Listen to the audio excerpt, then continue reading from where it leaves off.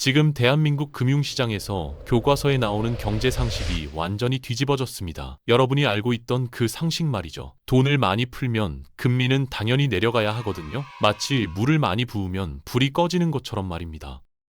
그런데 지금은 정반대로 가고 있습니다. 정부가 돈을 풀어도 금리는 계속 올라가고 있죠. 이게 왜 무서운 일인지 아십니까? 의사가 약을 줬는데 병이 더 심해지는 것과 같은 상황이거든요. 오늘은 왜 이런 이상한 일이 벌어지고 있는지, 그리고 2006년을 살아남기 위해 여러분이 꼭 체크해야 할 것들이 무엇인지 하나하나 풀어드리겠습니다.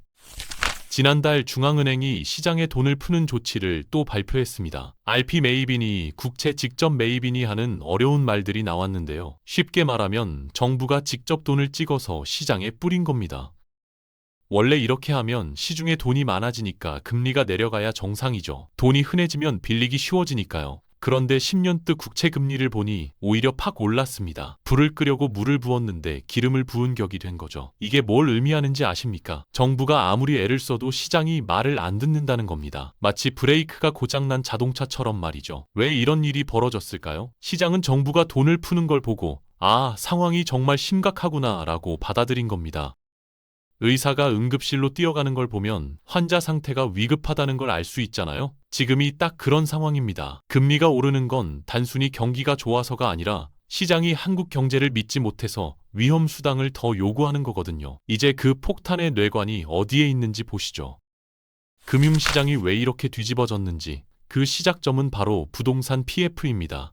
PF가 뭐냐고요? 쉽게 말하면 건설사가 아파트 짓는 돈을 빌리는 대출이에요. 그런데 지금 이 대출 중에서 위험한 등급, 그러니까 못 갚을 가능성이 높은 대출이 무려 20조 원이나 됩니다. 20조 원이면 얼마나 큰 돈인지 감이 안 오시죠? 우리나라 1년 예산의 3%가 넘는 어마어마한 돈입니다. 이게 터지면 어떻게 될까요? 건설사 몇 개가 망하는 걸로 끝나는 게 아닙니다. 먼저 저축은행이 흔들리고 그 다음엔 증권사가 덜덜 떨고 결국엔 시중은행까지 위험해집니다. 도미노처럼 쓰러지는 거죠. 실제로 어떤 저축은행에서는 사람들이 돈을 찾으려고 줄을 서는 뱅크런이 일어날 뻔했습니다. 중앙은행은 이런 도미노를 막으려고 급하게 돈을 풀었어요. 그런데 시장은 이걸 보고 뭐라고 생각했을까요? 정부가 저렇게 급하게 돈을 푸는 걸 보니 속이 더 썩었구나 라고 받아들인 겁니다. 구급차가 사이렌을 울리며 달려오면 사고가 심각하다는 걸 알 수 있듯이 정부의 긴급 조치가 오히려 위기를 알리는 신호가 된 거죠. 중앙은행에서 일하는 사람들이 바보일까요? 아닙니다. 다들 명문대 나온 엘리트들이죠. 그들도 돈을 계속 푸는 게 위험하다는 걸 압니다. 그런데 왜 계속 푸는 걸까요? 지금 한국 경제를 응급실 환자로 비유해 보겠습니다. 환자의 다리, 그러니까 건설과 부동산 부분이 썩어 들어가고 있어요. 원칙대로라면 썩은 부분을 잘라내야 합니다. 의학 용어로는 절단 수술, 경제 용어로는 구조조정이라고 하죠. 하지만 이 환자의 가족들, 그러니까 정치인들과 건설업계, 그리고 집을 가진 국민들이 절대 자르면 안 된다고 난리입니다. 왜냐고요? 우리나라 사람들 재산의 70%가 부동산이거든요. 집값이 떨어지면 전 국민의 재산이 줄어드는 거죠. 그래서 의사인 정부가 선택한 게 뭐냐면 마약성 진통제입니다. 바로 돈을 푸는 거죠. 아프지는 않지만 병은 계속 깊어집니다. 진통제를 맞으면 당장은 편하지만 나중에는 더 큰 고통이 오는 것처럼 말입니다. 이게 지금 우리가 처한 현실입니다. 정부도 알아요. 하지만 멈출 수가 없는 겁니다. 왜 멈출 수 없는지 그 이유를 더 깊이 들여다보겠습니다. 시간을 2022년 겨울로 돌려보겠습니다. 그때 서울 둔촌동에서 큰 사건이 터졌죠. 재건축 아파트를 짓다가 건설사가 손을 들었습니다. 돈이 없어서 못 짓겠다는 거예요. 입주 예정자 수천 명이 발을 동동 굴렀습니다. 그때가 바로 골든타임이었어요. 자본주의 원칙대로라면 망할 회사는 망해야 합니다. 그래야 건전한 회사들이 살아남고 시장이 깨끗해지거든요. 하지만 정부는 어떻게 했을까요? 규제를 풀어주고 보증을 서주고 전매 제한도 없애줬습니다. 언론은 위기를 막았다고 보도했죠. 그런데 이게 무슨 신호를 줬는지 아십니까? 덩치가 크면 절대 안 죽는다는 메시지였습니다. 대마불사라고 하죠. 너무 커서 못 죽인다는 뜻입니다. 건설사들은 이걸 보고 뭘 배웠을까요? 어차피 크게 지으면 정부가 살려준다는 거였죠. 그래서 위험 관리를 제대로 안 했습니다. 좀비 기업이 정부가 주는 링거로 연명한 겁니다. 병을 치료한 게 아니라 그냥 시간만 연장한 거죠. 그때 작은 불씨를 안 껐더니 2025년이 되어서 큰 산불이 된 겁니다. 이제 그 불이 현장에서 어떻게 타오르는지 보시죠. 금융시장은 뜨거운데 정작 건설 현장은 꽁꽁 얼어 있습니다. 빙하기라고 해도 과언이 아니죠. 지금 건설사들을 죽이는 세 가지가 있습니다. 첫째, 미분양입니다. 아파트를 지어도 안 팔려요. 둘째, 원자재 가격이 하늘 높은 줄 모르고 올랐습니다. 철근이랑 시멘트 값이 2배가 됐어요. 셋째, 높은 금리입니다. 돈 빌리는 이자가 너무 비싸서 숨을 쉴 수가 없죠. 이 세 개가 합쳐진 걸 저는 죽음의 삼각형이라고 부릅니다. 더 무서운 건 뭔지 아세요? 감시가 느슨해지면서 사기까지 나오고 있다는 겁니다. 어떤 곳에서는 서류상으로만 존재하는 가짜 호수공원을 만들어서 대출을 받았대요. 없는 돈을 있다고 속여서 빌린 거죠. 보증기관도 금융기관도 제대로 확인을 안 했습니다. 결국 피해는 누가 봅니까? 선량한 서민들이죠. 열심히 일해서 모은 돈으로 집을 샀는데 날벼락을 맞는 겁니다. 건설 현장에서 일하는 노동자들도 마찬가지예요. 일감이 뚝 끊겼습니다. 한 달에 300만 원 벌던 사람이 100만 원도 못 벌게 됐어요. 이게 단순히 투자자들의 손해 문제가 아닙니다. 우리 경제 전체가 흔들리고 있는 거예요. 왜 정부는 부동산이라는 엔진을 끌 수가 없을까요? 답은 간단합니다. 우리나라가 부동산 중독 국가이기 때문이죠. 건설사가 나쁘다, 정부가 무능하다, 이런 단순한 문제가 아닙니다. 우리 경제 구조 자체가 부동산이라는 한 개의 엔진에 너무 의존하고 있어요. 숫자로 보면 더 확실합니다. 우리나라 전체 대출 중에서 가계부채와 부동산 PF가 차지하는 비중이 어마어마하거든요. 쉽게 말하면 은행이 빌려준 돈의 대부분이 집 사는 돈이거나 집 짓는 돈이라는 겁니다. 이런 상황에서 부동산 엔진을 끄면 어떻게 될까요? 배가 멈추는 정도가 아니라 아예 가라앉습니다. 타이타닉처럼 말이죠. 정치인들은 표가 무서워서, 관료들은 경제가 무너질까봐 무서워서 손을 못 댑니다. 마치 인질극 같아요. 부동산이 전 국민을 인질로 잡고 있는 거죠. 나를 건드리면 다 죽는다라고 협박하는 것과 같습니다. 그래서 정책이 합리적이지 못한 겁니다. 붕괴를 막는 게 아니라 그냥 시간만 미루고 있어요. 언젠가는 터질 폭탄의 시계를 조금씩 늦추고 있을 뿐입니다. 그럼 다른 나라는 어떻게 했는지 한번 보시죠. 스웨덴이 1990년대 초에 우리와 비슷한 위기를 겪었습니다. 그들은 어떻게 했을까요? 배드뱅크라는 걸 만들었어요. 쉽게 말하면 썩은 자산만 모아놓는 쓰레기통 같은 은행입니다. 부실 자산을 시장 가격으로 사서 한 곳에 몰아넣고 손실을 확정했죠. 주주들과 금융기관들이 큰 손해를 봤습니다. 고통스러웠지만 시스템은 빨리 깨끗해졌어요. 반면 우리나라는 뭘 하고 있습니까? 썩은 자산을 비싸게 사주거나 대출 만기를 계속 연장해주고 있습니다. 손실을 확정하는 게 아니라 시간만 끌고 있는 거죠. 수술이 무서워서 진통제만 계속 먹는 환자와 같습니다. 언젠가는 더 큰 수술을 해야 하는데 말이죠. 여기서 중요한 건 뭐냐면 국가가 여러분 개인의 계좌까지 지켜줄 여력은 없다는 겁니다. 정부도 돈이 한계가 있거든요. 큰 틀에서 시스템을 유지하는 데만도 벅찹니다. 그래서 개인이 스스로를 지켜야 해요. 남이 나를 구해주길 기다리면 안 됩니다. 구명조끼는 각자 챙겨야 하는 거죠. 그럼 이제 2026년을 살아남기 위해 여러분이 매일 체크해야 할 계기판 5개를 알려드리겠습니다.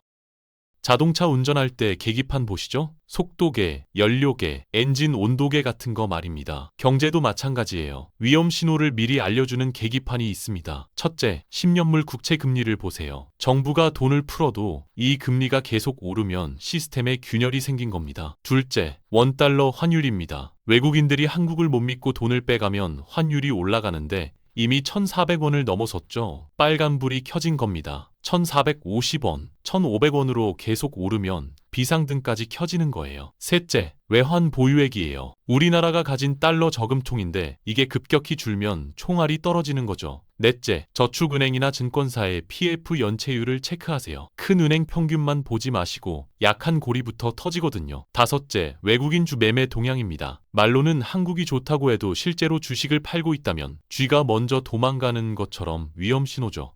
이 5개 중에서 3개 이상 경고등이 들어오면 어떻게 해야 할까요? 위험한 투자는 줄이고 안전한 곳으로 돈을 옮기세요. 주식보다는 예금, 예금보다는 달러나 금 같은 안전자산으로요. 이 계기판을 스마트폰에 저장해두고 일주일에 한 번씩은 꼭 확인하세요.